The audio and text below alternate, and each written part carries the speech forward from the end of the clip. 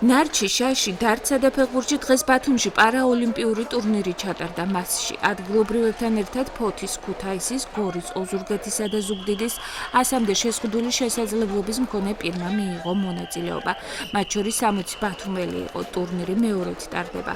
პროექტის მიზანი ჯანსაღი ცხოვრების წესის დამკვიდრება და შეზღუდული შესაძლებლობის მქონე პირების საზოგადოებაში ინტეგრაციაა. პირველი, მეორე და მესამე ადგილის მფლობელები სპორტის 4-ვე სახეობაში გამოვლიდნენ. ფეხბურთის მენადაქვეითებულ გუნდებს შორის გამარჯვება ბათუმის გუნდმა მოიპოვა. ტურნირის მონაწილეები სპეციალური თასებით და სიგელებით დაჯილდოვდნენ.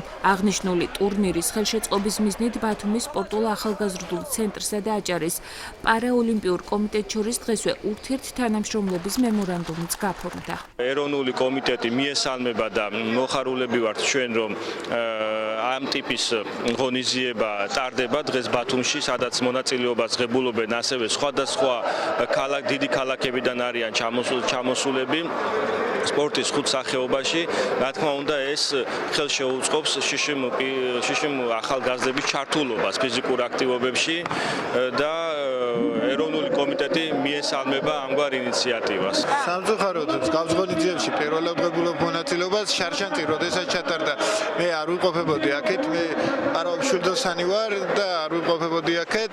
დღეს ახლა ტარდება პარაოლიმპიური ფესტივალი სხვადასხვა სპორტის სახეობებში, ასევე ამპუტათ ფეხბურთელთა სახეობაში და მოხარული ვართ ესეთი შეჯიბრებების ჩატარებისთვის და სად ვართ ყოველთვის ვიასპარეზოთ ესეთ ფესტივალებში. რამოდენიმე სახეობაში ჩატარდება ღონისძიება ამპუტანტთა შორის, მენადაქვეითებულთა შორის, ნარჩი, შარში, დარჩში. ღონისძიება დღეს რო დამთავრდება, ყოველთვის მიპატიჟებული ვართ თბილისში ამპუტანტთა საქართველოს თასის გათამაშებაზე და აი ასე.